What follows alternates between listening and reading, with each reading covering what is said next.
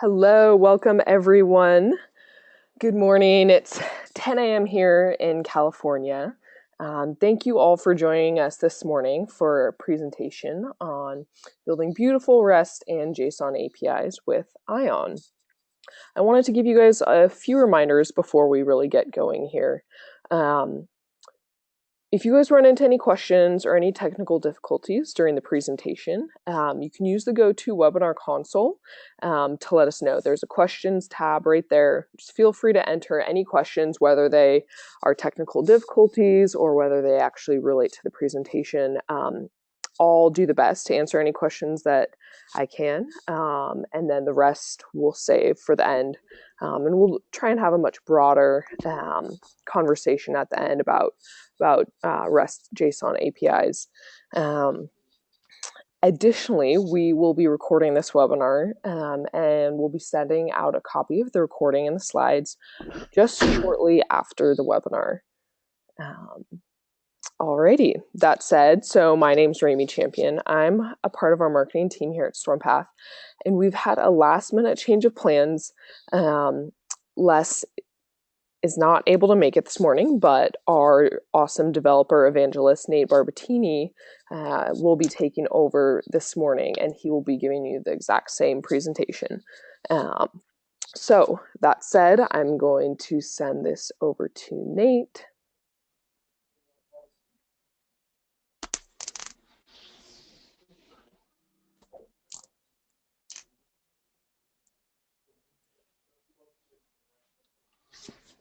All right.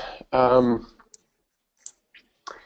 good morning, everyone. My name is Nate, and as you might have guessed already, I am not Les Hazelwood. Les is not feeling well this morning, so I'm stepping in for him to give this presentation. But the content is going to be the same. We're going to talk about REST API design. We're going to talk about specifically REST JSON APIs, and we're going to talk about a spec that is kind of Les's baby, which is something that he's been working on for quite a while, which is Ion. But we'll get into all that. As Rami said, at the end, we'll have some time for some questions, if you have any, so feel free to add those questions in through the GoToMeeting interface, and we'll go from there. So let's dive right in. Quick shout out for my employer and Les's company. I work for Strompath, which is a REST API itself, and what we do here at Strompath is we try to make user management and authentication, authorization, all these kind of security concerns that you have when you're building web applications, mobile applications, software as a service. We're trying to make that as easy as possible. Kind of in the same sense of, like, you know, nobody builds PCI compliant credit card processing systems anymore, because if you're building an application that needs credit cards, you just use Stripe. You know, they've already done the hard work. Why reinvent the wheel unless you have some really out there use cases? And we're kind of trying to do the same thing for authentication, authorization, single sign-on. Some of these like nitty-gritty things that instead of you and your teams having to spend time and cycles building, you can just use what we've already done and you don't have to reinvent the wheel. So we have a pretty significant infrastructure behind all this stuff that we maintain for you, so you don't have to. We have a free tier for developers that you can just use for your own, you know, hobby applications and proofs of concept and all that stuff. So that's the brief pitch. The webinar itself is not going to be about Strompath, other than we'll kind of dog food examples from the Strompath API to illustrate these REST concepts, because our API at the end of the day is also a REST API. So I'll use some examples from Strompath for that, but the webinar itself won't just be about Strompath. Hey, sorry, yeah. one quick note here. I don't think that you've shared your slides yet. Oh, I'm so sorry. One sec. Yeah, no worries. Thank you, Rami. I apologize, everyone. I had to jump in here at the last minute. How's that looking? All right. Yep. Can you see that now? Yep, we can see your slides. A couple of slides. Okay. I apologize. Okay, cool. For some reason, I thought that would happen automatically. So everything I just said was also on the slides, but now you can see it, so that's great.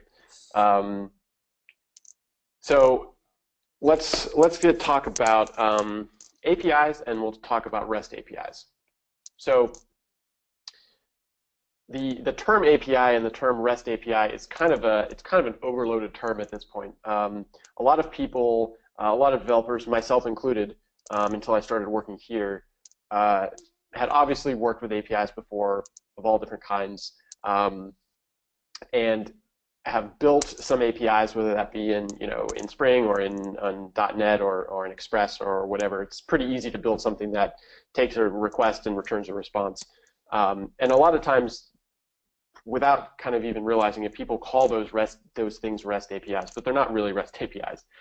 That term actually has a specific meaning, but it's been kind of overloaded and overused a little bit. So we'll talk about what that actually means and how to truly build something that's RESTful. But even more generally, APIs kind of have a couple of driving principles.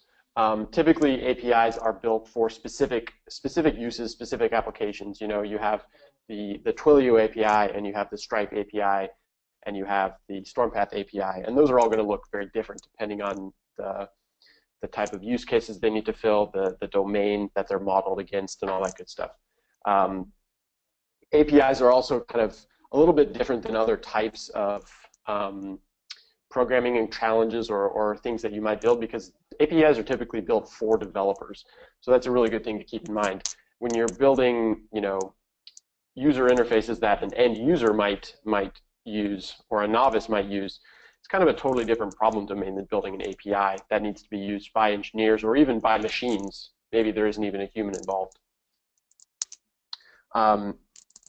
We feel pretty strongly here at Strompath that, and I know Les feels very strongly, that APIs should, whenever possible, embrace pragmatism and being pragmatic over any particular ideology. So, as with anything, it's totally possible and very tempting sometimes to build something following a specific rule or following a specific ideology just because that's how everyone else does it. And sometimes you end up with things that are really complicated because of that. Hopefully the ideas that we'll talk about here should be taken as good guidelines. They're not hard and fast rules, but we've basically had a chance here at Strompath to iterate on a lot of these kind of RESTful design principles because we've been doing them ourselves. And what we've kind of come out of that, and what this presentation is all about, is kind of the distilled, concentrated, like hard-won, wisdom and ideas that have kind of worked for us. Not just because it's in a book somewhere, but because we've built it and we haven't always built it the right way, and so now we know what works and what doesn't always work, and that type of stuff. So another big question, especially today, because everything is really large scale. APIs need to be built for scale, because if you are building an API that you don't really need to worry about how many people are going to be using it, you might build it one way. If you know that eventually this API might be serving millions or billions of requests, you might put a little bit more time into designing it in a way that is going to be scalable, or at least won't be a problem when you scale, if that makes sense. So from those kind of general ideas, we'll take a look at REST and why that fits some of those requirements or fits some of those principles that we might need to look at. There's a couple of things that make RESTful design a good fit for building APIs, not just because it's a hip term or the thing the kids are doing these days, but because RESTful APIs have some features that make them inherently scalable, inherently able to be cached, inherently secure, and kind of following a good encapsulation model that maybe you might be familiar with if you're familiar with object-oriented programming. I'll get into more kind of what this looks like in a pragmatic way, but designing APIs in a truly RESTful way where things are represented in some representation that passes back and forth between the browser or the client and the server ends up being a really good approach because it scales pretty well. It can be cached and so on. Another design point that we've struggled here at Strompath with and ultimately decided on was, so even if you know that you're going to follow some RESTful design principles, there's still a big question of what is your API going to return? Because you can have a RESTful API that returns XML, you can have a RESTful API that returns JSON, you could return something else entirely. The RESTful principles are kind of orthogonal to what the API envelope or what the API results actually look like. And we've ended up deciding to go with JSON here at Strompath, and a lot of other APIs do this as well, for a couple of reasons. One of the fundamental advantages of using JSON is that it's ubiquitous. It's used pretty much everywhere on the internet now. That was maybe not the case a number of years ago, but it's definitely the case now. JSON is really simple, especially compared to XML.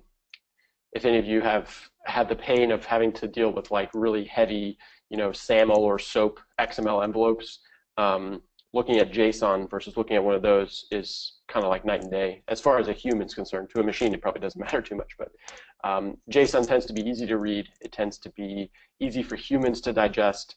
It's fairly light for machines to parse. You lose a little bit of the kind of hard schema where that XML can give you, but in many cases that's not too much of a loss. The simplicity and the flexibility and the readability of JSON ends up being a pretty good plus on the side of using JSON over something like XML. So all of the examples that we'll kind of look at here and the pragmatic examples in these slides will be discussing specifically RESTful APIs that return JSON. That's not to say that they couldn't return something else, but that's just kind of what we've decided makes the most sense for us and what we think makes the most sense for a lot of APIs. Okay, so when you look at the fundamentals of RESTful API design, there's two slides here because there's kind of two truths. REST, on one hand, is really easy. It's a straightforward idea. It's straightforward to use, but on the flip side of that, it's also really, really hard if you are the one building it. So I think that REST can be very easy to consume if you do the design side right, but that design side is not always easy to do. The reason REST is easy to consume is because there's this fundamental idea in RESTful design that is the responses you get back from a RESTful endpoint or from a RESTful API should describe everything you need to know about that response and also other things you might need to know about the API. So a really good kind of way to frame this in your head is thinking about a browser that goes out and gets HTML. If your browser goes and gets HTML, that document it gets back actually has everything the browser needs to be able to render that page, and not only that page, but understand how to link to other pages. So we'll talk about this more when we get to a little bit of the nitty-gritty, but try to keep that idea in your head as far as maybe thinking about a browser getting a document that describes everything the browser needs to know. The browser doesn't have to have special code to understand how to render Amazon.com versus how to render Microsoft.com. Maybe if it's IE6 it does, but in general the browser is fairly dumb, even though that does a disservice to people who write browsers. That's a really hard thing to do. But the browsers are dumb in the sense that they, at the end of the day, they know how to render HTML, they know how to render CSS, and they know how to execute JavaScript. And that's about it. All the work of describing what pages look like and how they relate and link to other pages and all that good stuff is actually the job of the HTML spec and the document, the response itself. And that can be hard work, but we'll talk about how that intersects with RESTful design here. One thing that makes this tricky is the analogy breaks down to HTML a little bit because in HTML you have a strict spec that's not always followed, but you have a strict spec. On the JSON side, if your API is returning JSON, there is no spec.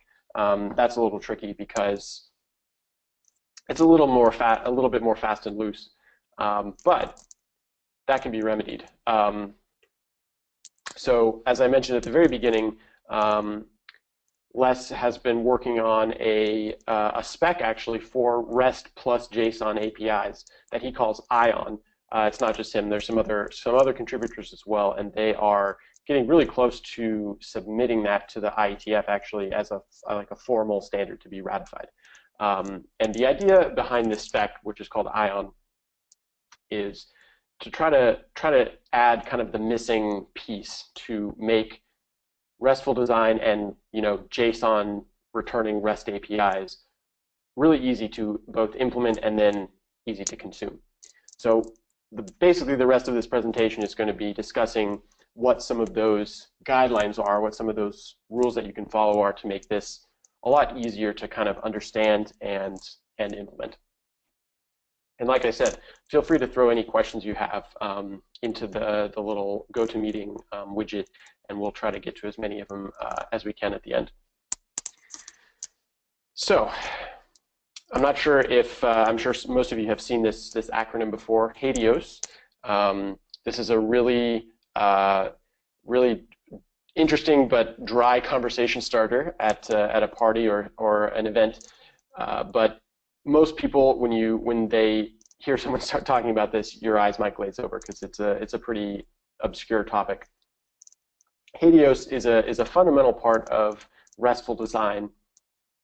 The acronym stands for Hypermedia as the Engine of Application State, and this is kind of a really complicated way of describing something that's actually pretty simple. The analogy I made to browsers getting HTML pages is actually pretty close to how you can think about HADIOS. But the idea here, and we'll talk about this as we go through the examples as well, the idea is that in your API, the requests and responses, like the communication between the client and the server, and specifically those responses that the server is sending back, should actually be describing everything that's happening in the application. In other words, there shouldn't be anything that's out of band or anything that's happening kind of like outside of what's happening between the client and the server communicating through this API. I'll use some more analogies to describe this as we go on further, but keep the idea in mind that the API and the API responses should be kind of the source of truth or the authoritative, canonical representation of what's actually happening in the application, not something else.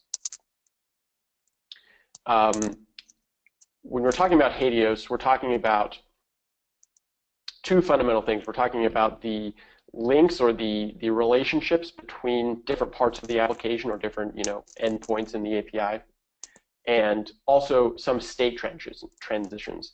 So when you change something, what happens? And actually, from those two fundamental building blocks, you can actually create a surprising amount of complexity and power, as you'll see. If you look up the original kind of essay that Dr. Fielding wrote that ended up being kind of the REST spec, and where we get a lot of these ideas of like HADIOS and what it means to be RESTful, you get quite a bit of walls of text that are pretty like intimidating if you've never looked at this before, or if you never dug into this before. It was certainly intimidating to me when I started reading about this. But a lot of these boil down to actually pretty easy to understand ideas. So that bottom one that's like bolded and screaming and underlined is what we already talked about, the idea that there shouldn't have to be any out-of-band knowledge for you to be able to use an API. So, for example, if you are trying to use an API, but you have to go to the documentation to understand that, every request needs to be a post request because the API only understands posts and doesn't use gets. That would be an example, maybe a bad example, but an example of out of band knowledge, something that you have to go like read the documentation to understand. Ideally, in kind of like the ideal perfect case, a RESTful API should have some single entrance point, and then from that one entrance point, you could think of that as like the root of the website.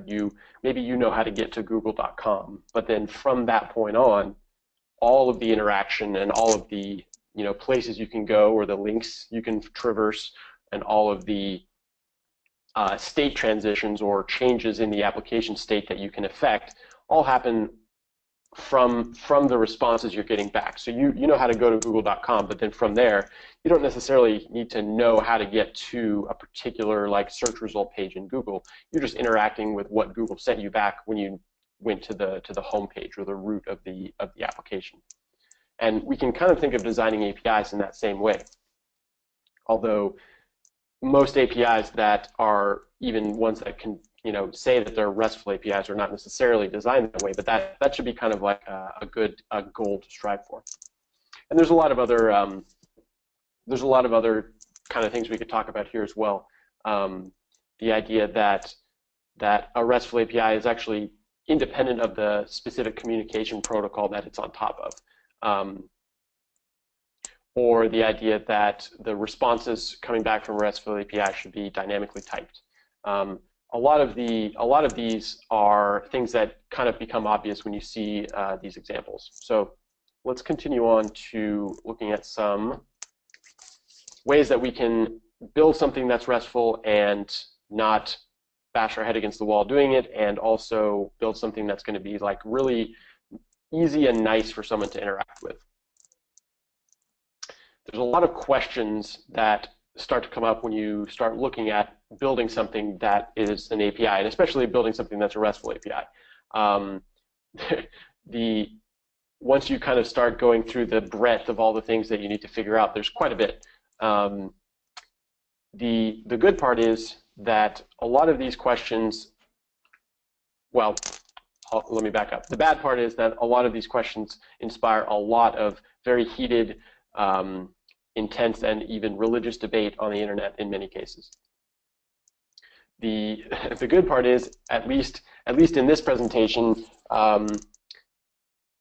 Wes has come up with a lot of recommendations that he's kind of codified. He and others have codified in the ION spec to try to cut through the BS as much as possible and give like an opinionated but reasoned approach to pretty much all these different things that you might want to try to figure out when you're building a RESTful API.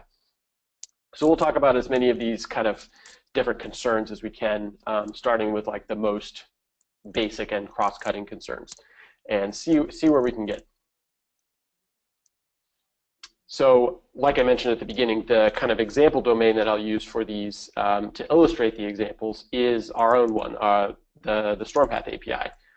In the Strompath API, we have a number of different kind of concerns and things that are going on. In our problem domain, we have applications, which represent our users or our customers' applications. We have directories that represent our customers' lists of accounts. We have accounts themselves, which are our customers' users. We have groups and associations between users and groups that represent like roles and categories and things like that. We have different workflows that users can go through, and some of this starts to become like quite extensive, because in many cases, especially when you start talking about things like multi-tenancy, you have a couple of the API ends up being like a couple of layers removed from the domain. So you have like the API needs to represent not just the developer who's working with Strompath, but it needs to represent the developers, our customers' users. So there's like you end up talking about your brother's mother's aunt's dog type of relationship, which can definitely get like fairly confusing, but it ends up being a problem domain that ends up mapping like pretty well to the idea of a RESTful architecture. But you don't have to take my word for it. I will show you what we mean by that. So let's talk about a couple of fundamentals. We're getting a lot closer to like showing pragmatic examples, I promised. So in a RESTful API, at the end of the day, the kind of core nugget or the core atomic element in a RESTful API is some resource. Sometimes it's called a resource, sometimes it's called a document. But the idea is that a RESTful API should represent something that is a singular resource. And ideally, those resources should be pretty coarse-grained. So representing like, an account is a good atomic resource. An account, specifically a certain type of account, is probably not a great atomic resource. But an account, a generic account, is like a pretty nice coarse-grained representation of something that maps really well onto the problem domain that we have. And as we'll see when we start talking about like actually naming endpoints and stuff, ideally resources should be nouns, not verbs. So in something you'll see a lot of times in like a more RPC style API, especially if you have tried like actual RPC APIs or like SOAP, things like that, and even just kind of like casually built APIs. Most of the time you'll see endpoints and interactions represented by verbs. So, something like slash update accounts or slash get, or slash search all customer accounts or something like that. And in many cases, those end up being a lot more verby than nouny, if you will. But if you're talking about trying to model like atomic, coarse-grained resources or documents that exist in your problem domain, nouns are actually a much better way to do that, and you'll see that in these examples as we go on. So I kind of already jumped ahead a little bit, but if you start talking about building API endpoints that machines or humans will interact with, kind of the knee-jerk reaction is to start building things that look a little verby. So slash get account, slash create directory, slash update group. And so we may have already decided that accounts and directories and groups are good kind of like atomic resources that represent something in our problem domain. But these endpoints are not just referring to those, but they're referring to like specific verbs you can do with those resources. So getting an account, creating a directory, verifying a specifics account email address. And this may be kind of an easy way to design an API, but it's not a great way to design a RESTful API. Because of this kind of combinatorial explosion problem. If you start out that way, which is super easy to do if you're kind of not really putting a whole lot of thought into design, to the design at the beginning, what you end up getting is more often than not, it ends up kind of exploding into this really big, long, unmanageable list of endpoints and endpoints that are really similar to other endpoints, and maybe, unless you're paying really close attention, maybe some endpoints that are named differently but really kind of do the same thing. This ends up being really difficult for a couple of reasons. One, as you can see in Les's slides, he's kind of screaming, "Don't do this." This is basically like RPC. This is not REST. So RPC is the style where every endpoint is really kind of just like calling a function on the server, and you pass in some arguments. Call this method with these arguments, you get back a response. That's perfectly fine for some problem domains, but in our case, we thought that a RESTful design would map the best onto our problem domain. And if we ended up just creating endpoints like this, we're really just creating an RPC API, not a RESTful API. The other problem with this is that it requires a lot of documentation. So remember what I was talking about when I said that ideally a really well-designed RESTful API should require like no out-of-band information. But this, to me, looks like it would require a lot of out-of-band information, because to know that there is a /get account endpoint and a /get all accounts endpoint to begin with, you'd have to either take a guess, or you'd have to read up in a bunch of documentation. And especially if there's like hundreds and hundreds of these endpoints, which would be the case if you're building a large, complicated API and a complicated problem domain, this starts to just become unmanageable. So what is the alternative? Well, if we try to keep it simple, we could try to model two fundamental different types of resources and try to keep it just to that if we can. We can model instances, which are just kind of single instances of that, whatever the atomic resource that we're talking about is. So like, if our atomic resource is an account, we can have an instance of an account. Very kind of OO inspired idea. And we could also have the idea of a collection. So you might have an instance of an account, and then you might have a list of accounts. So somebody's account, and then all the accounts in the directory, or all the accounts for this customer or something. And it turns out that, at least in our experience, we've actually been able to pretty much model our entire API just using these two fundamental different types of resources. And of course, plenty of like variations on what they represent, but some instance of an atomic resource and then the collection of those instances actually gets you pretty far down the line as far as how much complexity you're able to model. So let's look at what that might look like. If in our problem domain, as we have, we need to represent some resource called an application, which, let's say, that represents something that a developer using Strompath is building.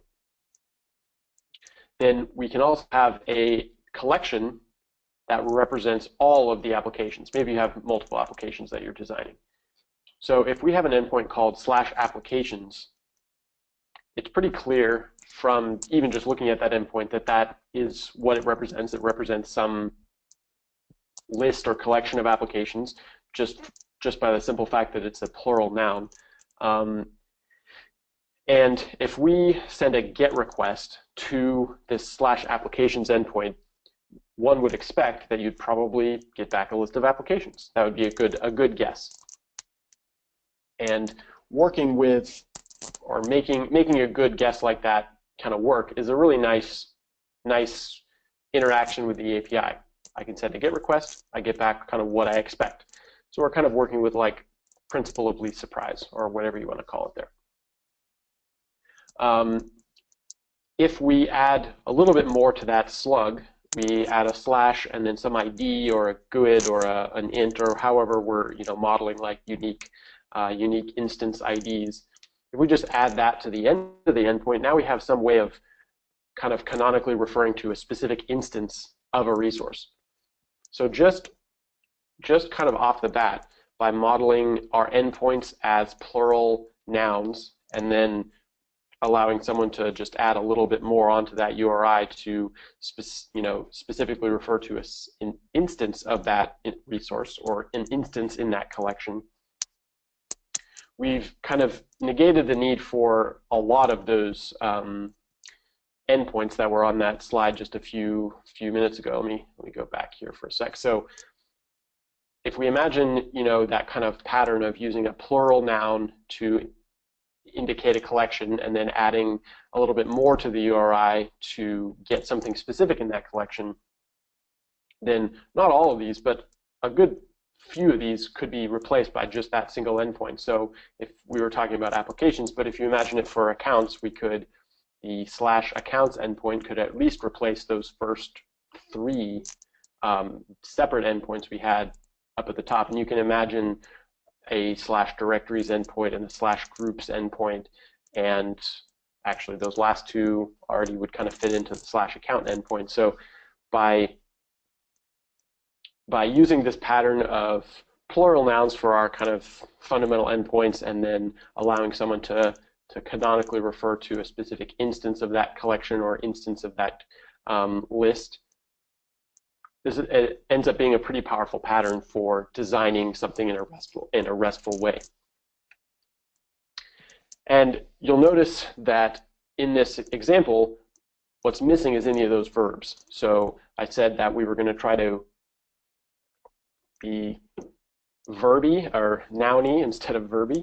And by removing those verbs, we obviously still need some way to specify what behavior we want to achieve or what state we want to change when we hit that endpoint. But it turns out that assuming we're building this on top of HTTP, which we are if we're building something on the web, we already have a really robust set of verbs that the HTTP spec already gives us, which is really nice. We kind of get that for free. So that's another reason why building endpoints that include verbs in them is actually a little confusing, because there's already some verb that's implied just by the fact that you're making an HTTP request to some endpoint. So we end up actually having a little bit of duplication if we include verbs in the endpoint names themselves. If we just kind of let that responsibility get pushed off onto the HTTP, the protocol level, then we get all these verbs for free. So we can imagine that sending a GET request to applications would get some application, but sending a POST might create an application. We'll talk a little bit more about that. But that's kind of the big idea here, that we can use what we already have in the toolbox, HTTP, to build some of that behavior in without having to reinvent the wheel. So just as a kind of a sidebar here, a lot of people assume that post, get, put, delete kind of map exactly one-to-one onto kind of our CRUD metaphor, create, read, update, delete. And in many cases it does, but we have to be careful. There's a couple of caveats, because some of the ways that these are defined can be a little weird. The first three out of the four map really cleanly. So you can imagine that get maps really well to read, obviously. Delete maps perfectly to delete. Put and post are a little bit different, and we'll talk about some of the complexity of why those don't quite map cleanly to CRUD. The not so obvious kind of nitty-gritty details is that put and post can both be used for create and update, but there's a specific difference that some of you probably are already familiar with, but if you're not, I'll touch on it. That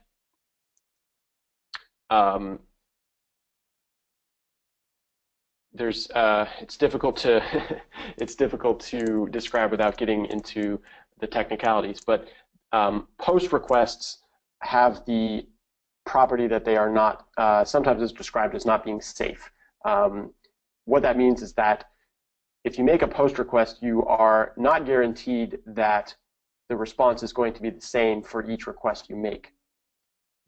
And that's actually different than a put request.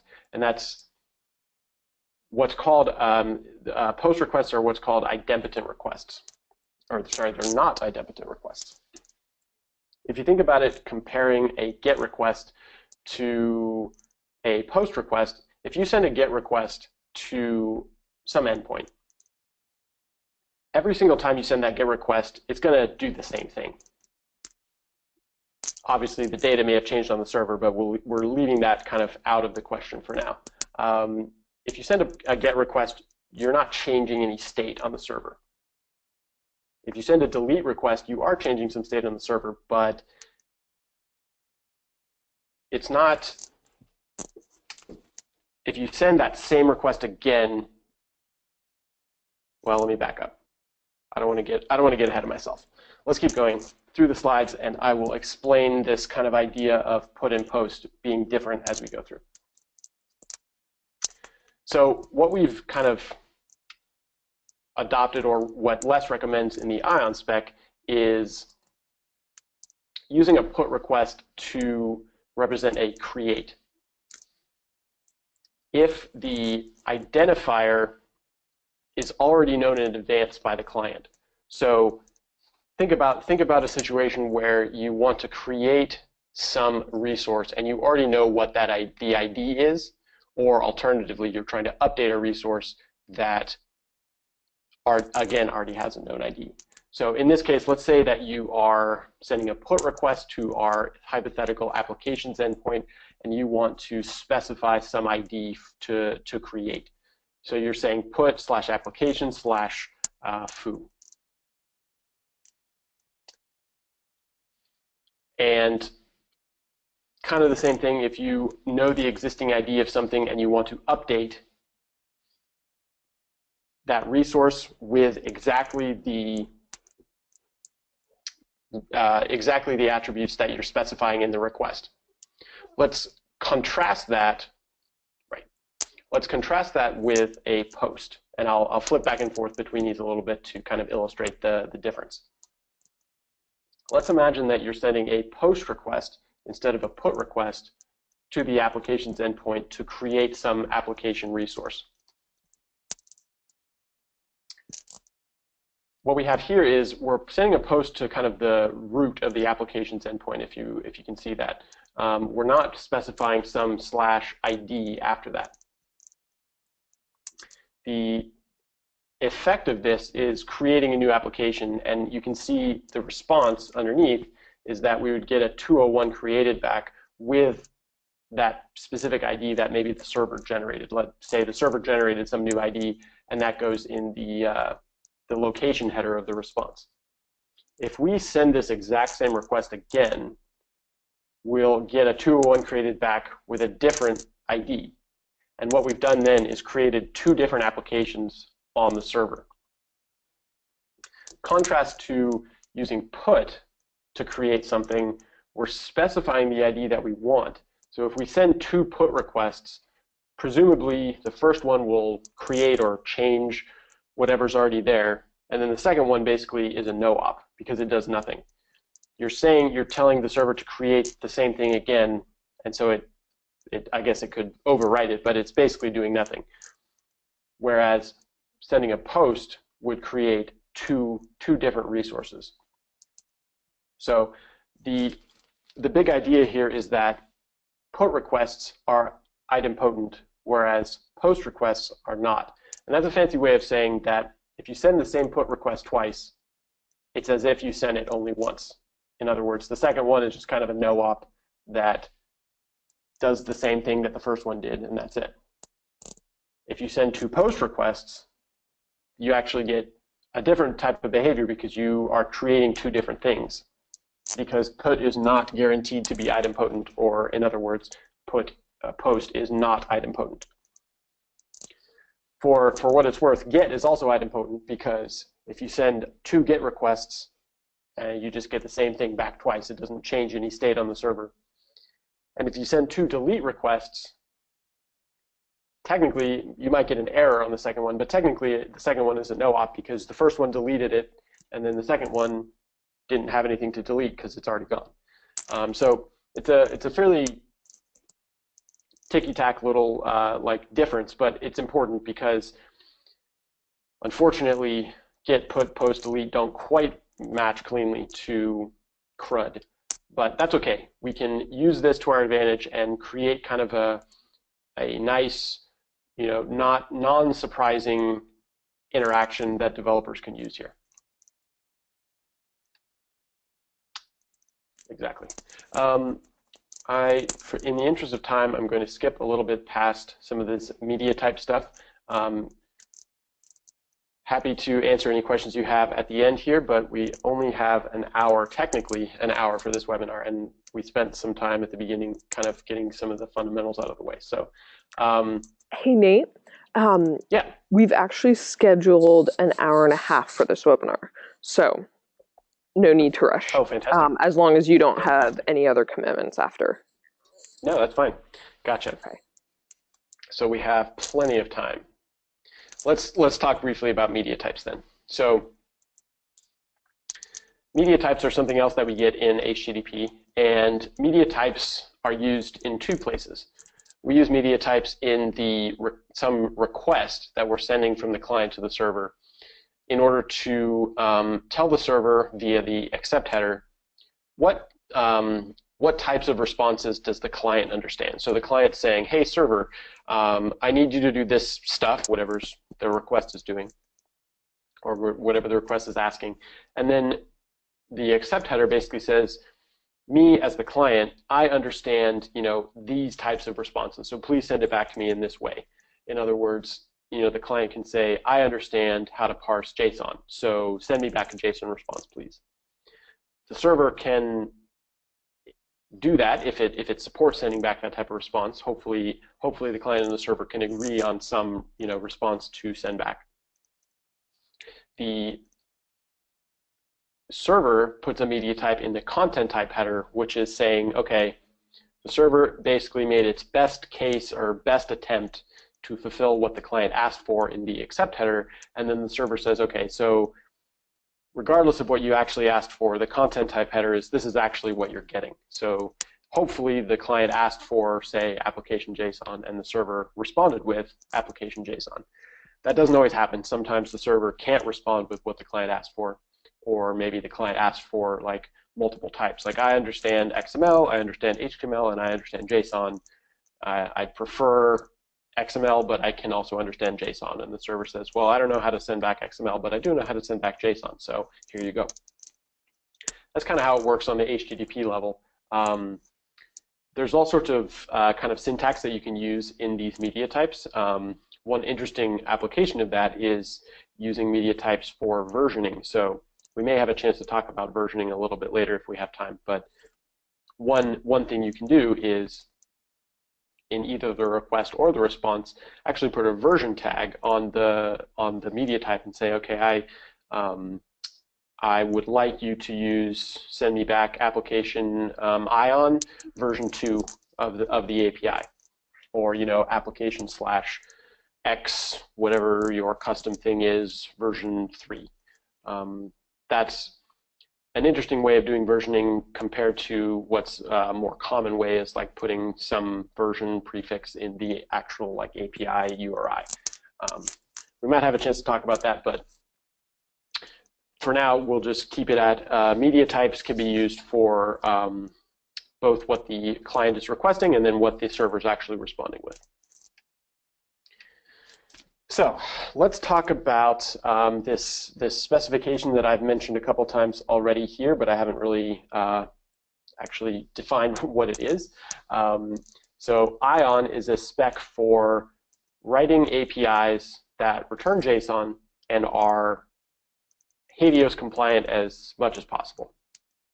And we'll talk exactly about what that means, but a lot of the ideas that we've discussed already, like collections and resources, are kind of baked right into the Ion spec because, as I mentioned at the beginning, Ion is basically Les and a couple other folks who do this type of stuff coming together and saying, yeah, these are the things that actually work pragmatically in the real world. Here's how I modeled this stuff, or here's how I wish I modeled this stuff when I wrote the first version of my API, and let's try to just kind of codify all this distilled wisdom into a single spec, which is actually not very long. It's only a couple pages long.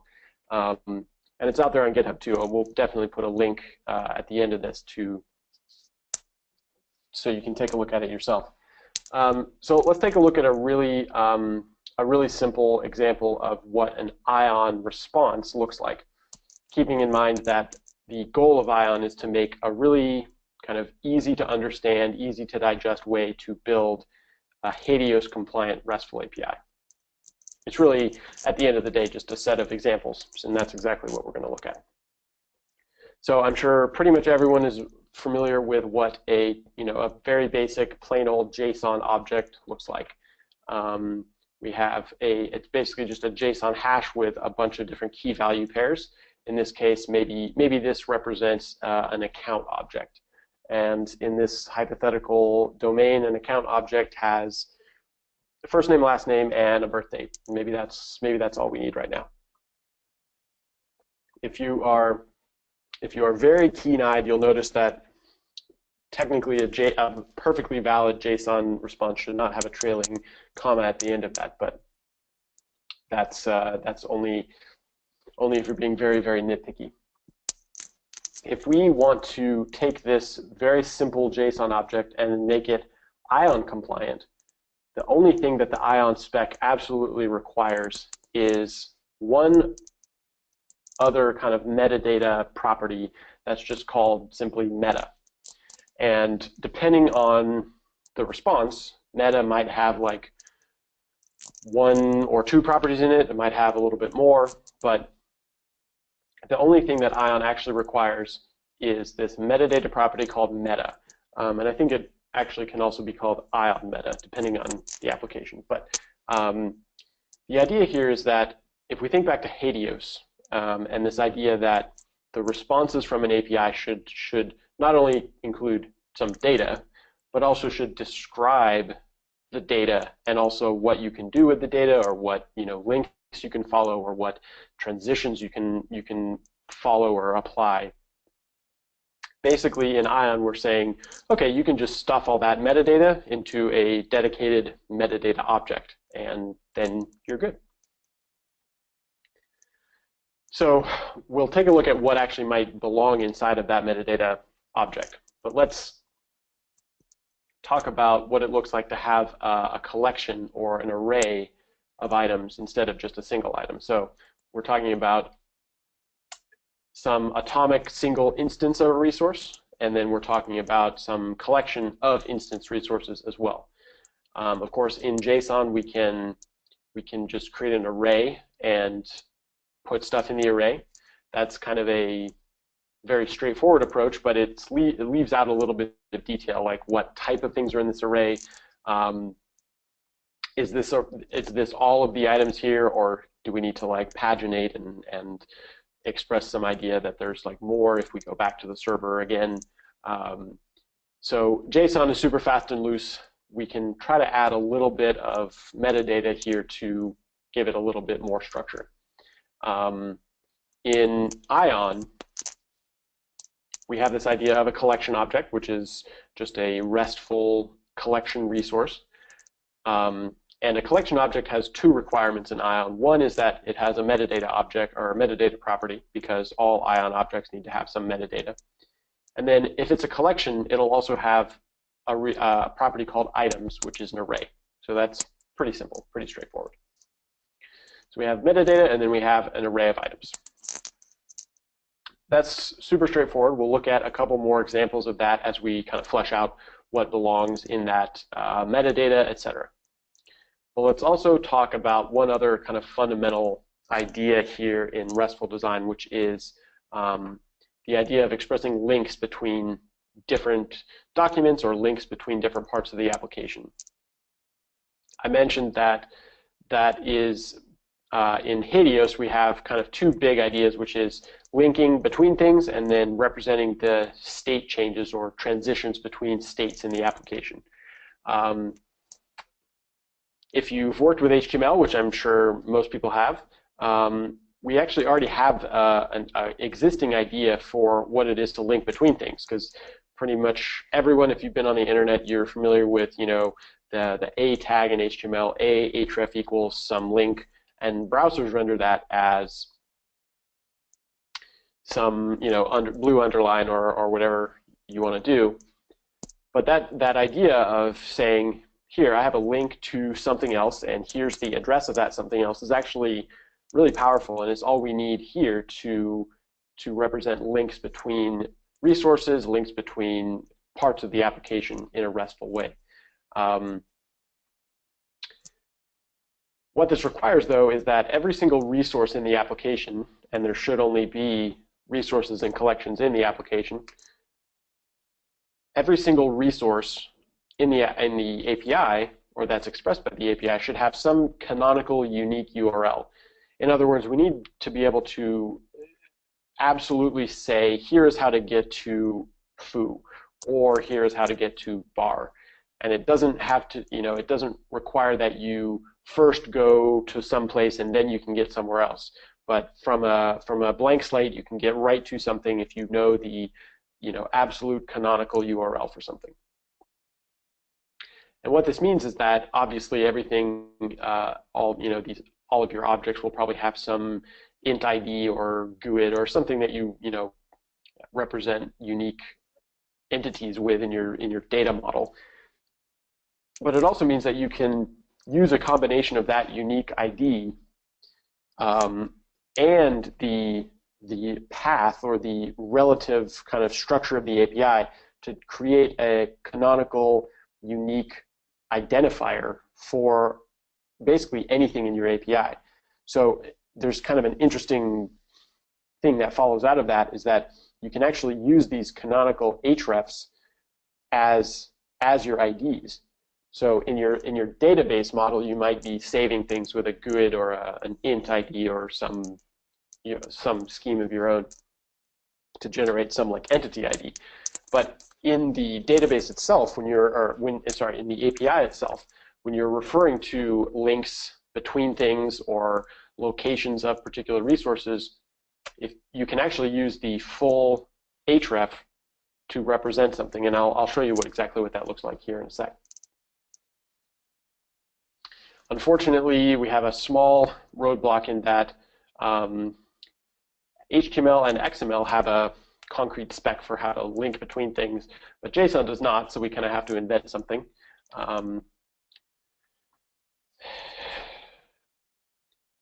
What we can invent is what ended up being part of the ION spec.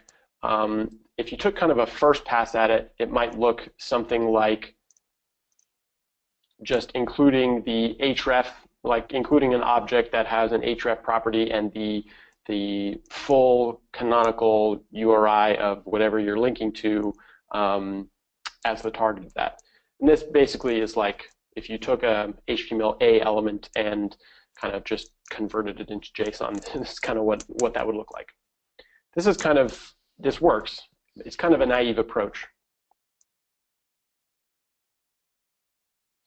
A better way to do that would be to do two things. One is to, in the metadata object, we can include the href, kind of a self-referential href, in every single metadata response of any resource. So if you get, /account/XYZ789, the metadata object will always have an href property, and it says, hey, you're currently on, at api.foo.bar/account/XYZ789. Obviously, if your client was able to make a GET request to that, stands to reason you probably already know that is the address of the thing you're on, but having a self-referential link actually comes in handy, and it's a good starting point for modeling hrefs in ION. The other thing is that we can take that exact same idea of having a metadata element which has some href and apply that to make our links between things a little bit smarter than just having like an href property with a URL in there. What this allows us to do, the difference between this, and I'll flip back to the other slide, the difference between this and this is not large. The only difference is that here we have just a directory as an object hash that has an href property and then the URL. And here, directory is an object hash that has a metadata property, which is itself an object hash, which has an href property. We have to deal with like one extra level of serialization there. But what that allows us to do is, if we need to, we can add a little bit more color to the link itself, such as, for example, giving the client a hint as to like what exactly can I expect if I go here. Should I be expecting to get a resource? Should I be expecting to get an array, a collection of resources? What am I actually going to see when I go there? And to answer that exact question, what we could add is, say we add like a rel tag to that metadata hash that says, okay, the href is /account/food/groups, and then, hey, by the way, this rel tag says what you can kind of expect to see if you go here is a collection. So, expect to look for an items property if you follow this link. it's not used very often in HTML, but there's actually a rel attribute on A tags as well. It's kind of fallen out of use, but this idea comes from HTML. I'm going to skip past some of the details here, and let's talk about state transitions. So, in our problem domain, some of the state transitions that you could do would be creating something, updating something. Obviously, there's others like transitioning an account from like disabled to active or something, but we'll take a look at just really simple examples of state transitions. All a state transition means is just changing something on the server, or changing the state of the application in some way.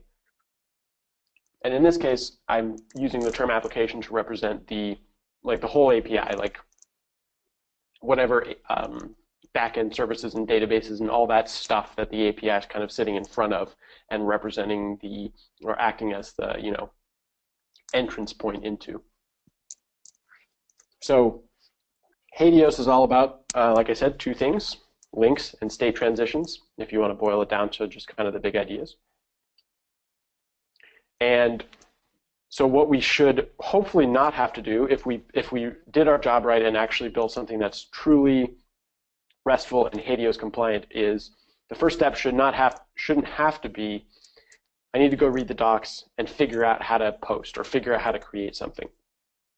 That, I mean, people might end up doing that anyway, but the goal should be that if I start talking to the API, it should become super obvious to me what I need to do in order to create something, or what I need to do in order to post.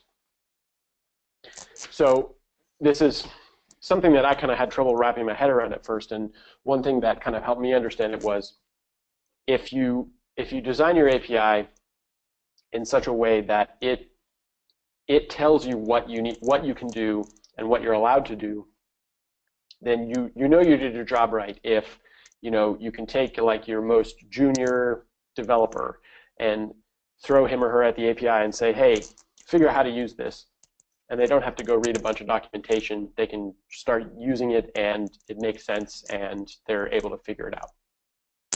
The kind of like next level, holy grail level of that, beyond that, is if you can put point a machine at the API, and a machine can figure out how to use it without specifically being coded to or having to ingest some schema or documentation. But that's another level. Let's figure out what it might look like in order to actually not need documentation for someone to figure out how to make a state transition in the application, because it's not Helios. I talked a little bit about how a decent analogy for this is how a browser works. So a browser knows how to go get a document, but it doesn't specifically have to be told how to render and talk to Google versus Amazon. In a browser, you have, for doing state transitions, you have like an HTML form. And if we take that exact same concept of having a form that describes, if you imagine like an HTML form describes, the fields that you have to fill out and whether they're required or not, and then, what destination do you need to go to when you click the submit button. That's all a browser gets when it reads, parses, and renders an HTML form. If we take that exact same idea and apply it to our APIs, we can kind of create this concept, which is what's in the Ion spec, of having a form in JSON.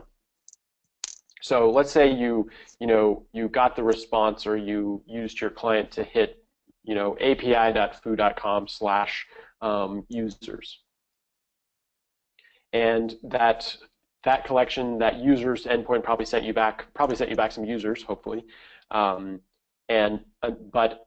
as part of that response, it also sent you back a form, or a JSON form, that represents what you need to do or where you need to go in order to create a new account or create a user. So let's kind of pick apart what this looks like. So we have an element here called create account, and that has a metadata element because it's proper ion that tells us what the destination href is for this form. Gives us a rel tag, which is just kind of a hint at what type of interaction this is, or what type of response this is. In this case, this is a form to create something, so it's like creating a resource. And then it also tells us, just like in a HTML form, what's the method I should use to submit this. In HTML forms, you commonly see, like form action equals blah, method equals post, and we have the exact same idea here. Interestingly enough, we could actually also have method get, but we'll look at that a couple slides later. And then besides this metadata element that kind of describes the fact that this is a form and what we need to do when we submit it, or what method we should use, we can also just have a collection of what are the fields in this form, or elements that we need to post to send along to this form in order to effect this state transition. So in this case, this is a super simple form. All that's required is that we need to post some username and their password, and that's all that's needed to create a new account. If you've built HTML forms, then all of the attributes here will look super familiar to you. There's some name for each field, and whether the field is required or optional, what label should be rendered or displayed, or whatever the interaction makes sense here. Whether it's a hidden like password field that should be starred out or not. All these things should feel super familiar if you've built HTML forms, because in the ion spec, all of this is heavily inspired or / stolen from the HTML spec in order to make this seem as familiar as possible. And if we expand that out, there's obviously more complicated forms we could design, and the ion spec, which we'll link to at the end, includes a lot of examples of all these different kind of edge cases that you tend to have, where you need to have something that would be rendered as a drop-down field, or a specific set of possible answers, whether you have optional stuff or hidden stuff or what have you. There's lots of different kind of edges and ways that this ends up getting more complicated. But if you think about representing the state transition interactions as being forms that you can submit, you've made a lot of progress as far as making this really easy to understand, a lot easier to model, and easy to interact with. Because not only can a human read this and go like, okay, that makes sense, it kind of seems familiar, but a machine with a fairly limited set of instructions, a machine could parse this and know how to render it or interact with it. I teased a couple minutes ago that we could flip that method to get and kind of change the interaction, and what that might look like is we could use the same exact form concept to also model, like how do I interact with this collection or this application to search for something. So in Strompath, we have a lot of like built-in search functionality. If you store user accounts with us, then you can obviously search for through your users by email address, or by a part of the email address, or by their name, or what have you. And one thing that we didn't follow the first time we were building our API is documenting what possible things you can search for, and how you can interact with the search functionality in the API responses themselves. So as it is today, you do have to go out and look at documentation to understand like what query parameters you can send to our endpoints to search for stuff, and we have to have that all documented and keep it up to date in our documentation. If back when we were designing this, if we had actually followed an idea like Ion, we wouldn't we wouldn't have to keep that documentation out there. Or if we wanted to have the documentation, we could probably have it like automatically generated from the API itself, which would be really nice and probably something we'll move towards. But this is a good example of how you could approach something like, how do I describe the searching that's available inside of my API? This form looks almost exactly like the form that we were just looking at for doing a creation action. In this case, the method is get, which, if you're familiar with HTML forms, it's kind of a use case that's also fallen out of use. But you can actually, on any HTML form, you can switch the method to get, and it'll send a get request with all of the form elements as query parameters. You hardly ever see that anymore, but it is part of the spec. It is possible.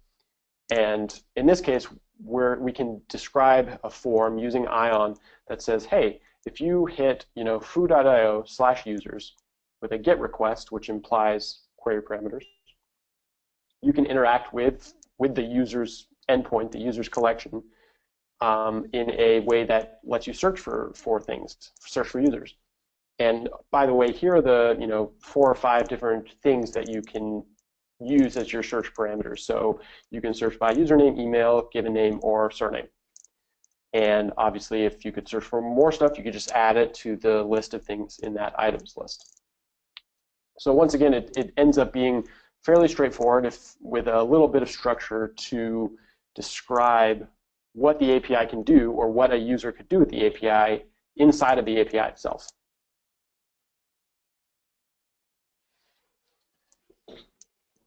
So what we're doing is we're adding a little bit more kind of structure on top of these JSON responses. And there are some specs that talk about how to add like proper schemas to JSON. Obviously, JSON is not XML. XML already has a very robust schema definition. And JSON is kind of way on the far other end of the spectrum in JavaScript, GUI, dynamic land, where you don't typically have schemas or even static typing or any of that stuff. In my opinion, and in the opinion of the Ion maintainers, there isn't really a need to add additional schema on top of kind of the recommendations in the Ion spec. Of course, you can if you want, but the kind of dynamicness of JSON and the fact that is not schema fits in really well with the ideas in RESTful design about things being dynamically typed. That the client shouldn't be so rigid that it will only work if the responses fit some rigidly defined schema. Hopefully, the client is flexible enough that it can understand the responses coming back, and it doesn't need everything to be super rigidly typed. That's an ideal, obviously, and I've written clients that should have been a little bit more open about what they receive, but end up crashing if they get something that they're not expecting, and that's easy to do. But this is kind of like a good goal, a good ideal to strive for. So if we step away from talking about the nitty-gritty of what responses look like, what Helios compliant responses look like in JSON and all that good stuff, there's some other concerns that come up when you're just designing an API at all, such as things like base URL, versioning, caching, those things. And since we've got about maybe 15 minutes left, I'll touch on a couple of these. The rest of the Ion stuff you can certainly read about in the Ion spec. As far as specs go, it's actually quite brief and to the point. And hopefully we'll be able to take a little bit of time here for questions as well. But let's talk briefly about kind of base URL semantics. This is a common thing that people like to argue about. A lot of these semantics are things people like to argue about on the internet because I don't know, when you're on the internet, you just have time to argue about stuff. So following the idea of keep it simple, ideally, RESTful endpoints should be as simple as possible. Of course, if you have, complicated domain models and lots of resources and stuff, the URLs are naturally going to be, they could be quite long, but that's okay. Ideally, at least we're of the opinion that if you can keep the base URL as short as possible or as simple as possible, then that's ultimately going to be a good thing. That would prefer, keeping it simple would prefer something like, foo.io over something like foo.com/services/API or something like that. The machines don't care the difference between the two, but humans tend to like things that are easy to read, make sense, and aren't loaded down with a ton of extraneous stuff.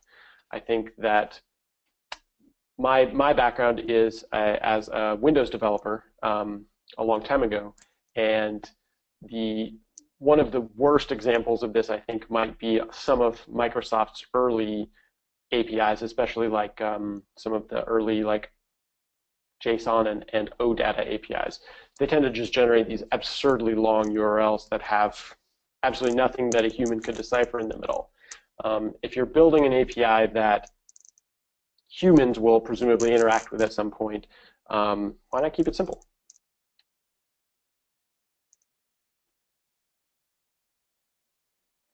I kind of teased versioning just a little bit before by mentioning that one possible way you could do versioning in your API is in the headers, but that's actually kind of jumping the gun on the conversation a little bit. If we take a step back, fundamentally,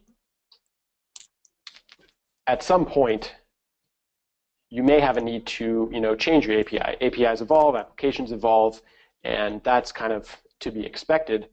But one of the problem becomes when you're building an API and you only have control, especially if you only have control over the server part of it, the API part of it, and you don't necessarily have control over the client part of it, then if you need to make a change that is a breaking change, like something that works one way and then tomorrow it's going to work a different way, it's kind of a tough thing to do correctly, because if you can't control the client, then you have to assume that people, or there will be clients out there using the original code that is expecting it to work one way, and then if you change the server, stuff's going to break. So the common solution to that problem, or the problem of having to make breaking changes to an API, is with versioning.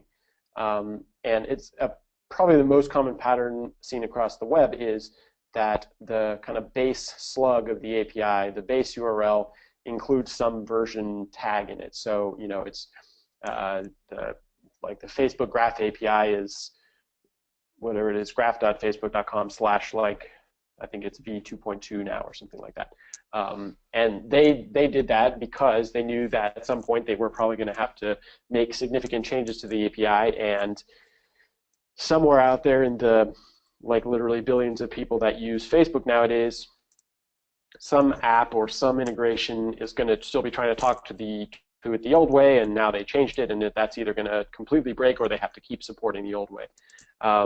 So here at Strompath, we've kind of gone down that same route of using the version tag in the base URL. So all of our URLs start with api.strompath.com/v1, and then the rest, /accounts or /whatever after that.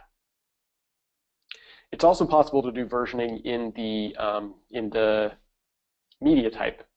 So if you imagine the client says when they make a request, says, hey, I'm making a GET request. In my accept header, I say I support, I would prefer you to send me back application ion v1.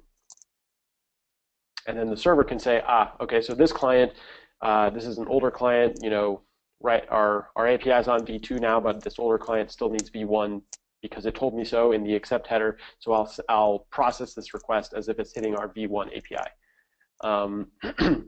There's a lot of debate over which way to go here. the advantage of doing it via headers is that it's much more transparent to the clients. So you don't have to hard code some base URL with like a hard coded version in it. The client can kind of automatically negotiate with the server and say, I prefer V1. The server says, sure, I can do V1. Here's a V1 response. Or if the client like doesn't ask for anything, maybe the server automatically assumes, okay, well you didn't specify, so I'm just going to send you the latest. Here you go. This is V2.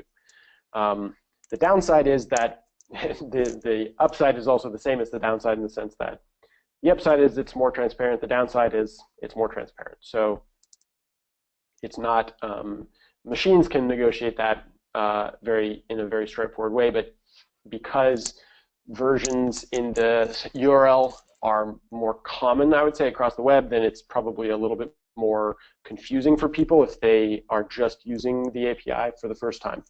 So for better or worse, in the first version of our API here at Strompath, we came down on the side of putting the version in the URL. If we did it again, we might do it in the header. I'm not sure. It's just something to consider, like what your target audience is, how often you expect to increment a major version. Here, we actually have never done that, at least not yet at Strompath here. So it's something interesting to think about. There's a lot of opinion online about this. At the end of the day, the most important thing is that you're not making breaking changes to your API that's going to screw up, existing clients out there. Content negotiation is one way to negotiate those headers and stuff. We're going to kind of skip past this, actually.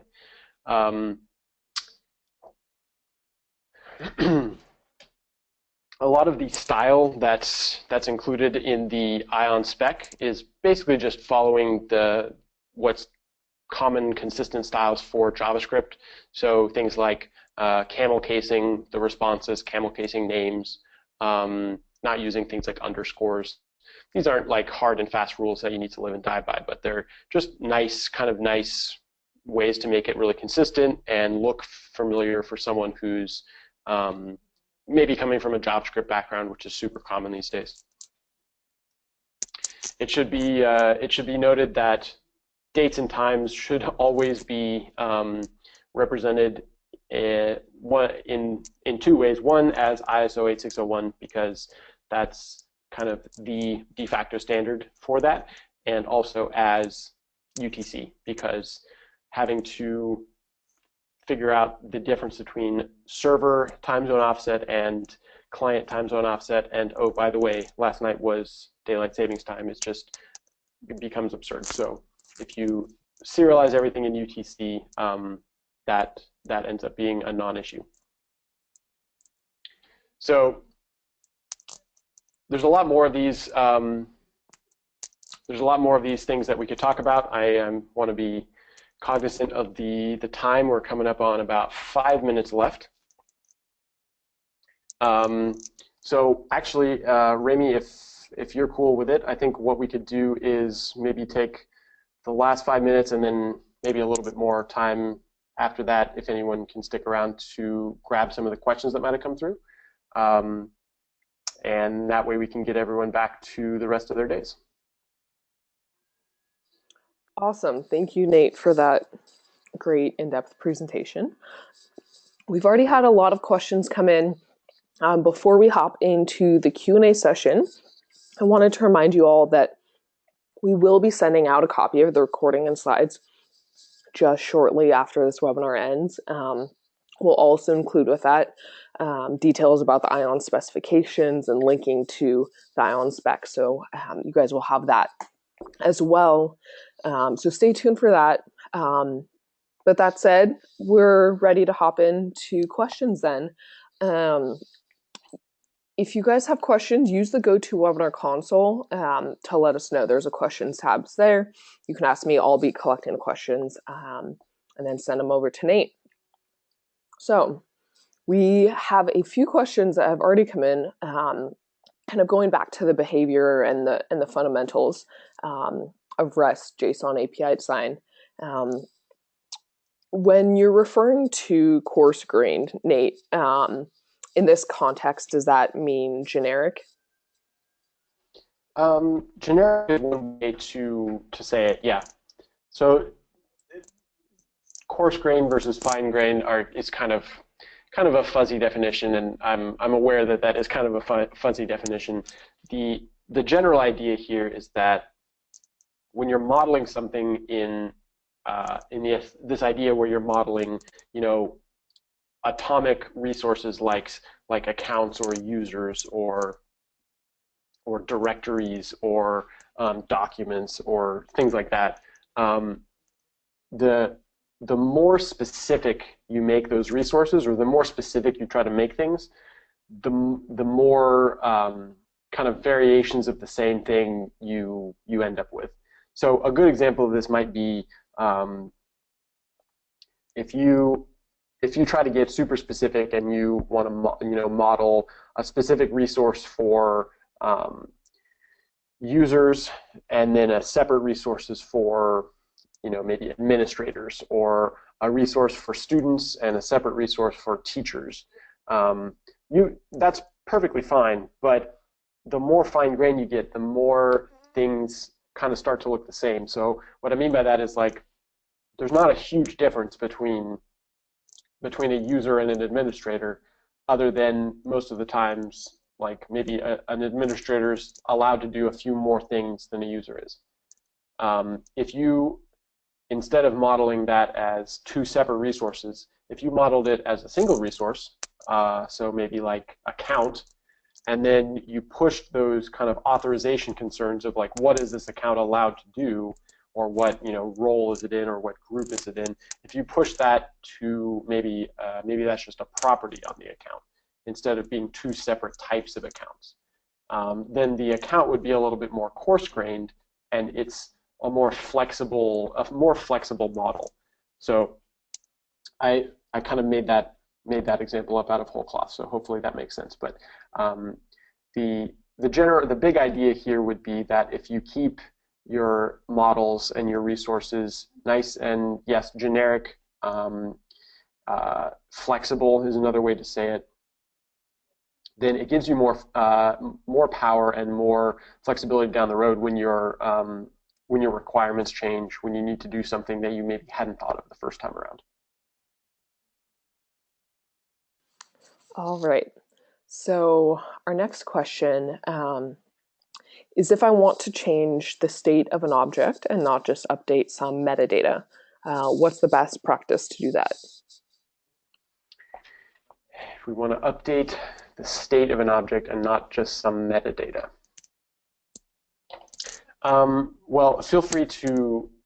I'm not sure I fully understand the question, so feel free to ask a follow-up question if I miss the interpretation and answer a different question. I apologize. Feel free to ask a follow-up, but I think that going back to the idea that you have kind of safe types of requests and unsafe types of requests. The safe requests are things like get and maybe counterintuitively put as well. Requests where you're either just reading something or you're changing something in a way that if you did it again, it would be the same. So this idea of idempotency. If you make a request that's going to change something, but you're like changing it in a way that can be repeated without any side effect, that's what's considered idempotent. So to answer the question, if you're changing the state of some object, that in most cases, it depends a little bit on the problem domain, but that in most cases would not be idempotent. So if let's say you're changing the state of an object, well, I take that back. It does depend on the problem domain. So one example of changing an object state would be like changing say you change a document from open to locked, or an account from like active to inactive or disabled. Those state changes could be idempotent or not, depending on how you model them. So if you model them as say you did a put request and said the new state is disabled, that would actually be idempotent because you could send that request twice and the account would stay disabled. If you used a post request that just flipped the account state, then that would not be idempotent because if you sent it twice, the account would end up being probably flipped back to enabled. That might be a bad example because that would actually sounds a little bit more like RPC than REST. But feel free to ask a follow-up question if you have any further questions on that. All right. So our next question is, what about the patch method? We currently reserve puts for full replacement, as you specified, but use patches for partial replacement. Is that correct? Gotcha. Patch is something, it's definitely one of the lesser used HTTP methods, and it's perfectly valid because it's in the HTTP spec, has been for a long time, and it is there today. I think using puts, that's probably a better way to say it than what I said before. Puts are really good for full replacement. So the reason that a put can be idempotent is because if you specify every single field that you're updating in a put, then if you send that request twice, the same exact thing happens. Using patch for a partial update can definitely work, but I guess the only consideration or the only comment I'd have there would be that you could just as well use post for that, and that might be a little bit more common for people to be familiar with. I think a lot of developers, especially people who have not been developing for a long time, don't even know what patch is.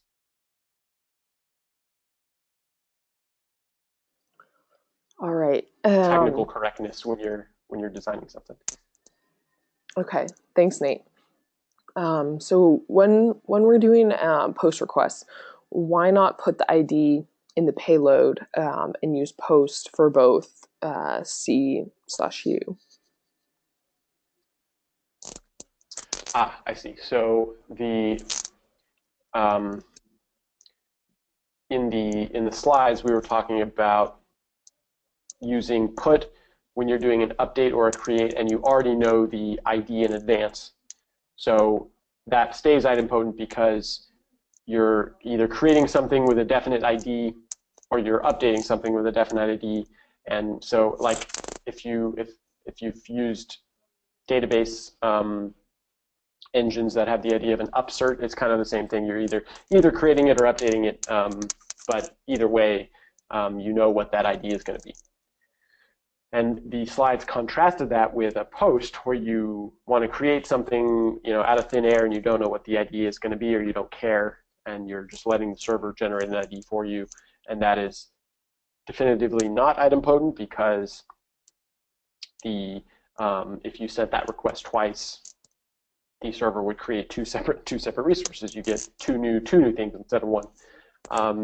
So the question is, could you just put the ID in the post request and treat that as like an upsert, where you are either creating or updating it, but you don't really care either way? You could. I think the reason that we were recommending for put and post to be used in the way that we recommended in the slides is because in the HTTP spec, put is supposed to be idempotent and post is supposed to not be idempotent. So there's a separation between those in that way. And you can obviously do whatever you want in your own design, of course. But the keeping it along those lines of kind of what the HTTP spec talks about is kind of a nice separation. It keeps it a little bit cleaner than if you kind of mix those concerns. Hopefully that clarifies it a little bit. All right. So if post can handle both create and update, then what is the essence of using put or even having it as a keyword? And I'll be honest, in many APIs, it's not used, and you don't have to. The reason that we have used this ourselves, and that the reason it's kind of in these slides and in the ION recommendations, is just because it does kind of cleanly separate exactly what I was saying before, kind of cleanly separate that idea of an upsert versus a partial update or a creation out of thin air.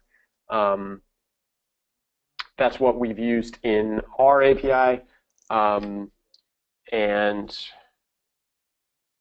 it seems to be a pattern that works really well. So it's kind of probably more of a pragmatic recommendation than one that's like really live and die, I guess. Yeah.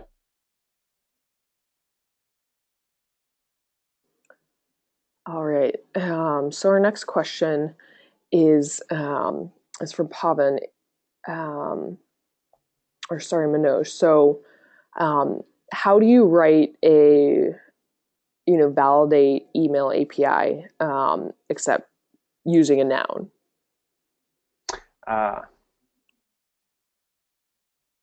That's a great question. Let me think about that for one sec. A validate email API using a noun instead of a verb. So let's break down the problem a bit. So we have, let's say that we have, hopefully this makes sense in your problem domain, but say we have a resource that represents an account. And in this is actually what we do here at Strompath. So we have on the account, there's a property which represents kind of the current status of the account's email verification. So if you create a new account, then that's initially that status field is initially like unverified, and then after they verify the email address, they have that flips over to verified. And you could manually change that if you like. If your application had some kind of like out-of-band way of verifying the user's email address, maybe you already have that implemented, and then you just send a post, do a partial update, a partial update and change that field to verified. You could do it that way, but specifically to answer your question, how would you model the interaction of I need to kick off that email verification flow, and then on the other side of that, accept the results of that flow. What we've done, one way you could do it is you could have a resource that represents the kind of email, the verification workflow itself. So let's say you modeled this by having a resource that represented like the email verification token, and maybe posting to that would create a new token and kind of kick off that workflow for the user. And then you could send another request after the user clicks through the link or submits the code, or however that works in your application. You could like resubmit to that same endpoint and do a put with the updated code, or with the new with that user's email address, to kind of like update that resource, and the API would understand that as being that the user completed the flow. There's a couple of ways you could model that. That's only one way you could do it, but that's one way you could do it without using a verb.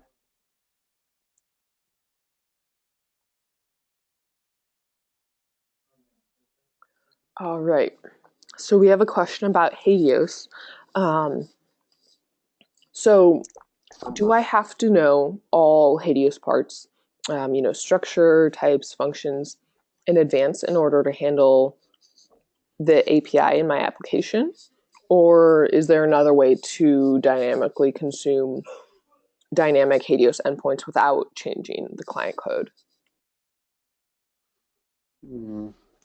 If I'm understanding the question correctly, the question is about the client. So how much does the client need to know in advance? If I'm misunderstanding your question, feel free to submit a follow-up one, and I can I can clarify. But if the question is about what the client needs to know, obviously it depends a little bit on the application and the problem domain and stuff. But having hedged a little bit on that, I think the ideal case is that the client should know obviously how to parse like the basic responses, how to look for some metadata in the response, and how to understand and parse links between resources, between documents, and how to understand, like, however you're representing state transition. So whether it's the kind of form style that we were looking at here in the ION spec, or some other way that you're representing like those state transitions in the responses.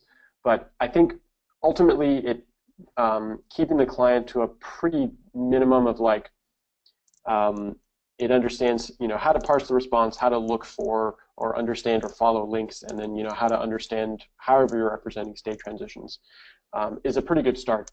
And again, a good analogy here to keep in mind is browsers. The fact that browsers are, at the end of the day, fairly dumb in the sense of what they parse and how they work with the documents that they're getting back. And I'll to all of that, I'll add the caveat that it's not easy to do, and I've done it quite badly myself in the past. It's a difficult challenge to write a client that is flexible enough to deal with like dynamic responses coming back. So I treat this as like ideals, and hopefully I can get there. And the clients I write, I don't always get there. That's kind of the reality of it. Good question though. All right, so we've got a bunch of questions on ION now. So first one from Chris. Does ION have a specification for file upload or put? Uploading files. That's actually a great question. I don't know off the top of my head. I think that would probably that could fall into the form, like the form specification. But that's a use case I haven't actually looked at myself. I'll add to that though that ION is kind of, one reason I like ION is that it's kind of just like a nice starting point. So there are plenty of like use cases that probably exist out in the world that it doesn't cover, and that might be one of them.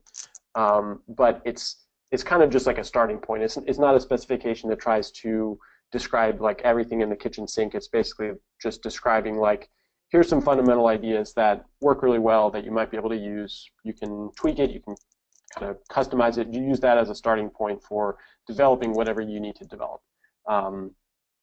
So you may be inspired by ION and figure out how to also add a form or some block that describes the interaction where you're uploading a file. All right. So how would you model the server returning, say, a validation error when the client attempts an update? That's an excellent question. That's something that's kind of missing from HTML, actually. If you think about it, that's an incredibly common interaction on the web, to submit a form and then get back some validation error, right? And most websites, like, they'll render it that way, but HTML doesn't have like a built-in way of handling that.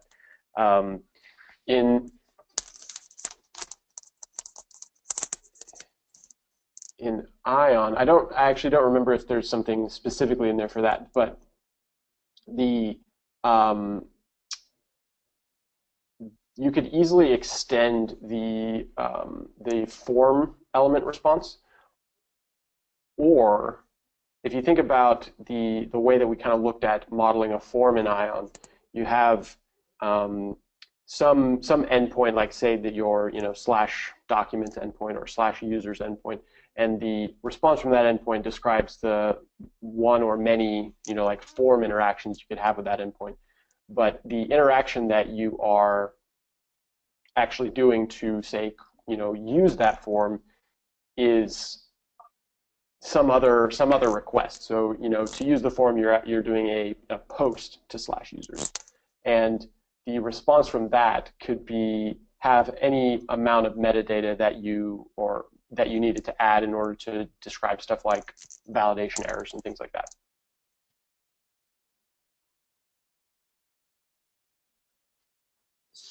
All right. Let's see. So, is there a best practice for accessing a resource that always needs to be computed and maybe done so asynchronously for a few seconds to minutes? For example, computing a score, which requires a lot of database access. The score would eventually be created and cached and saved and returned. Yeah, that's a great question.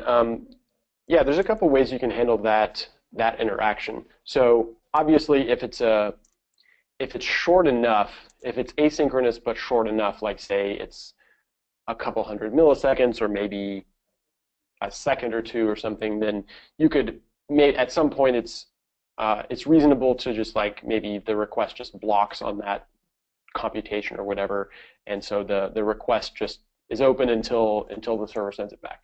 But then obviously there's some kind of cutoff point where it doesn't make sense to have a request hanging out there for like a couple of 30 seconds or a couple of minutes or whatever, because not only is that kind of awkward, it also you start hitting like load balancer timeouts and stuff like that. So one way you could model that is having a kind of in a more like asynchronous like queuing type situation. So imagine that that in order to kick off the request or request the process be started, imagine you like post to an endpoint that's like in your question, like calculating a score. Maybe it's like you send a post to slash scores and you get back a resource immediately. So maybe the immediate response is 201 created, and you get a location which is slash score slash foobar 123. And then when your client requests slash score slash foobar 123, then you could do a couple of things. You could have the server respond with kind of like a pending response until the resource is ready.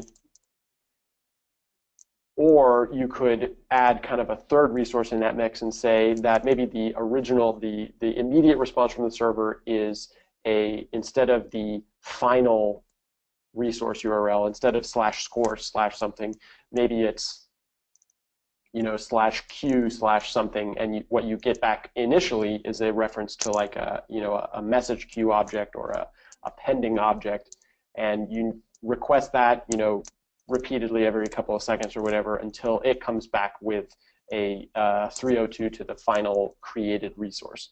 So there's a couple of ways to do that. I think it makes sense to use the interaction pattern where the server returns something immediately, which represents the pending state of it, or some resource that you can ping to get the current status of the request or current status of the processing, and then when it's done, you get redirected to the final created resource that represents the finalized version or the cached version, or however your application represents that.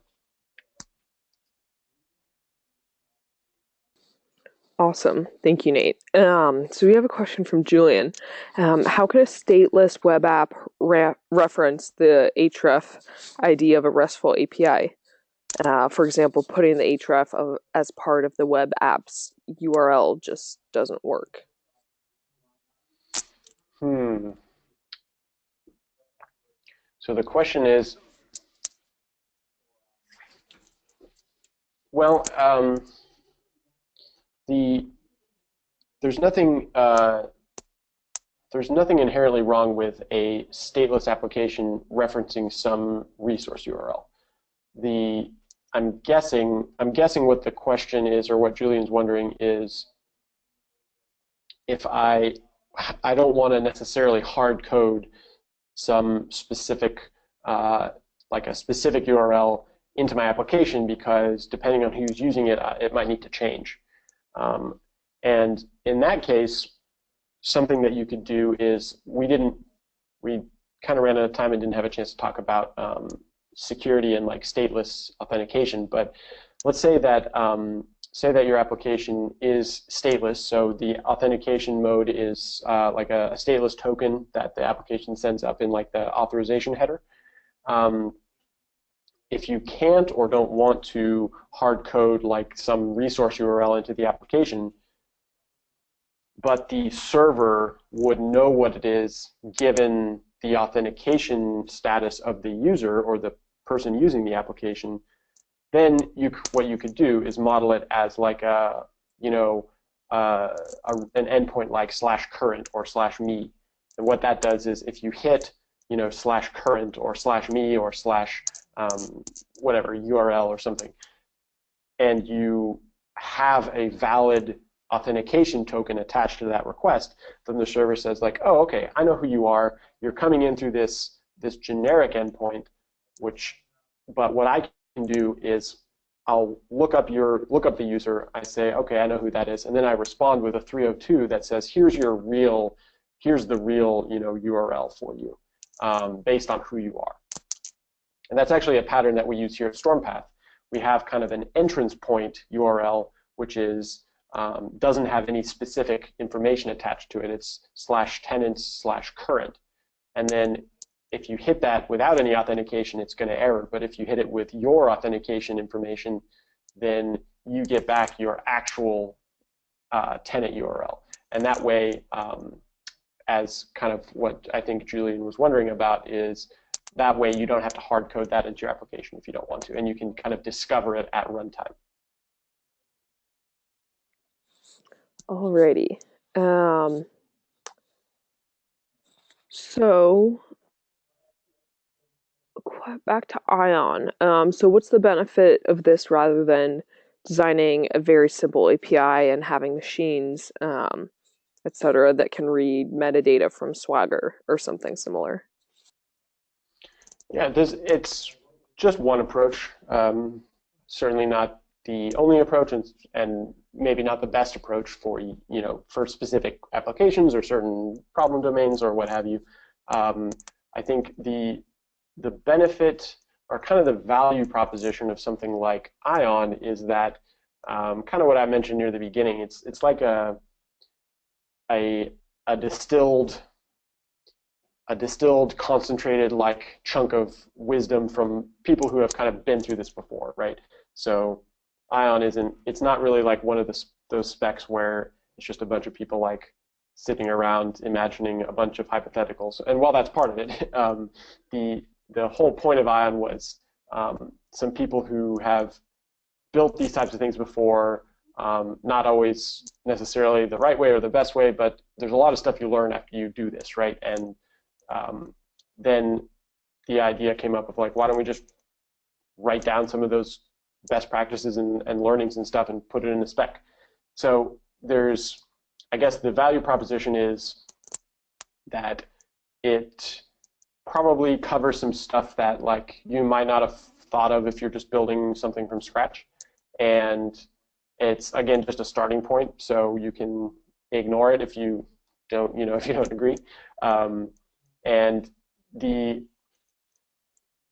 you can certainly do, what, like you said, you could have machines that understand how to read a Swagger response or something, and that works perfectly fine too.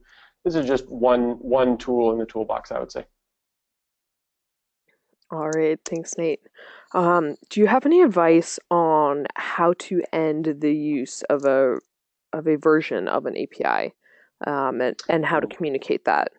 Like maybe add some extra info in the JSON response or something along those lines.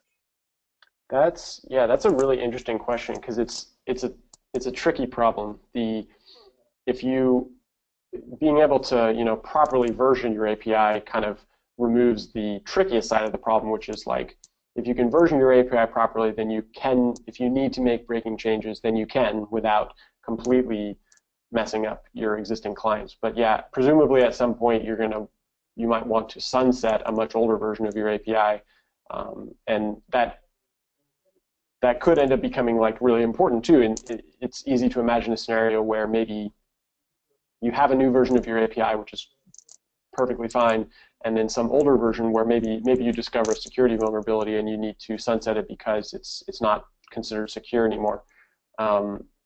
And that can be tricky. I don't know if there's any one particular best practice for that. I think lots of different companies have had to approach this problem. You look at how, like, I used Facebook as an example before. They have, to my knowledge, they've sunsetted at least a couple of their APIs. Google seems to do this all the time too. And the way that they seem to do that is they at least have a list, like somewhere on their internal side, they have a list of all the accounts that are still using the API, and at least like some email address associated with that. So it's not uncommon to, if you're a developer, you consuming those types of APIs, to get an email saying like, hey, we noticed that you're still using this. Here's our documentation on how to migrate. We recommend that you do. And just so you know, after this date, this isn't going to work anymore.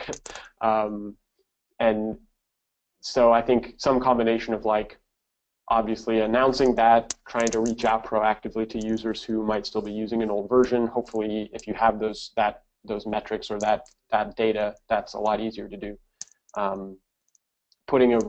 Putting some additional metadata in the response, or maybe even in like a header or something, is also something that you could do.